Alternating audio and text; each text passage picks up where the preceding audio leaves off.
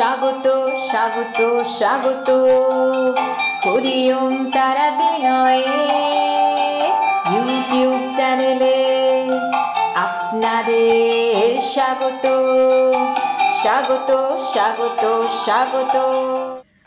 নমস্কার, আমাদের আজকের ভিডিওতে আপনাদের সকলকে স্বাগত জানাই। 28শে ফাল্গুন দোল পূর্ণিমা। এই পূর্ণিমার শুভ তিথিতে দূর করুন আপনার দুর্ভাগ্য। হরি ওম তারা বিনয় গুরু মহারাজের দেবা সৌভাগ্য লাভ যন্ত্রমের মাধ্যমে। আপনার জীবনে যদি দুর্ভাগ্যের কালো ছায়া নেমে এসেছে, আপনার জীবনে যদি প্রতিটা কাজে বাধা বিঘ্ন ঘটছে, তাহলে অতি অবশ্যই হরি ওম তারা বিনয় গুরু মহারাজের দেবা এই সৌভাগ্য লাভ যন্ত্রটি আপনারা প্রয়োগ করে দেখতে পারেন। তবে এখানে একটা কথা জানিয়ে রাখি, হরি ওম তারা বিনয় গুরু মহারাজ বলেন, সৌভাগ্য লাভের জন্য শুধুমাত্র যন্ত্র ধারণ করলেই হবে না, অবশ্যই আপনাকে কর্ম করতে হবে। কর্মের সাথে সাথে এই সৌভাগ্য লাভ যন্ত্রটি ব্যবহার করলে আপনার জীবনে অবশ্যই সৌভাগ্য লাভ হবে। তাহলে আসুন জেনে নিন এই যন্ত্রটি কিভাবে বানাবেন। এই যন্ত্রটিকে বানাতে হবে যে কোনো মাসের পূর্ণিমা তিথিতে। এই যন্ত্রটি বানানোর জন্য যে সামগ্রীগুলি লাগবে তা লিখুন। লাগবে ভূর্জপত্র, জাফরান, গোরচনা, ডালিম গাছের ডাল থেকে তৈরি একটি কলম, লাগবে রূপোর অথবা তামার মাদুলি বা তাবিজ, কাঁচা মোম ও লাল সুতো। ভূর্জপত্র, জাফরান, গোরচনা, কাঁচা মোম ও লাল সুতো আপনারা যে কোনো দশকর্মার দোকান থেকে পেয়ে যাবেন। এবার উল্লেখিত সময়ে স্নান করে শুদ্ধ বস্ত্র ধারণ করে ঠাকুর ঘরে অথবা পবিত্র কোনো স্থানে ধূপ ও দীপ জ্বালিয়ে বসুন।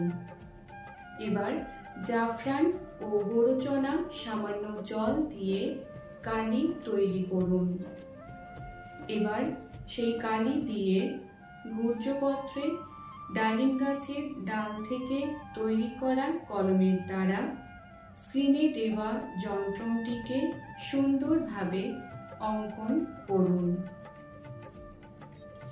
এবার ভূর্জপত্রের আঁকা ওই যন্ত্রটিকে ঠাকুরের কাছে আধ ঘন্টা রেখে দিন। তারপর এই যন্ত্রটিকে ভালো করে ভাঁজ করে তামার অথবা রূপোর তাবিজের মধ্যে অথবা কবচের মধ্যে ভরে দিন। এবার কবচের মুখটিকে কাঁচা মোম দিয়ে ভালো করে বন্ধ করে দিন।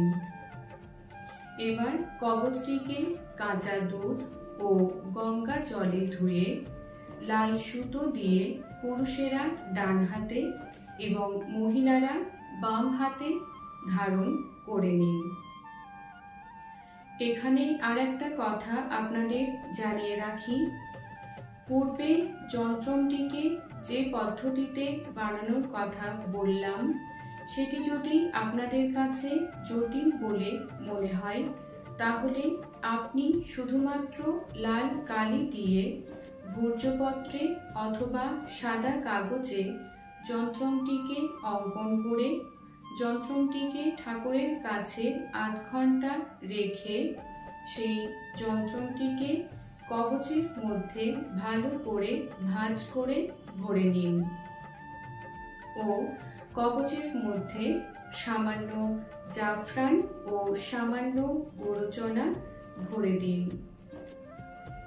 এবার কবচের মুখটিকে কাঁচা মোম দিয়ে বন্ধ করে কবচটিকে কাঁচা দুধ ও গঙ্গা জলে ধুয়ে লাল সুতো দিয়ে আপনারা ধারণ করতে পারেন।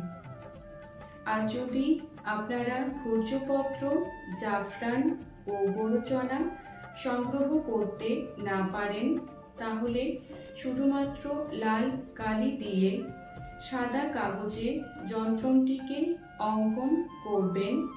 এবার ঠাকুরের কাছে যন্ত্রটিকে আধ ঘন্টা রেখে সেটিকে ভালো করে মুড়ে কবচের মধ্যে ভরে দিন।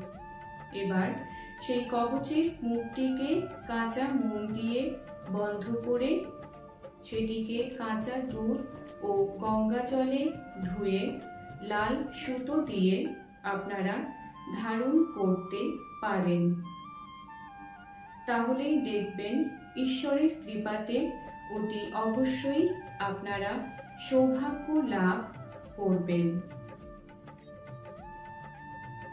এই ভিডিওটি দেখার জন্য আপনাদেরকে অসংখ্য ধন্যবাদ।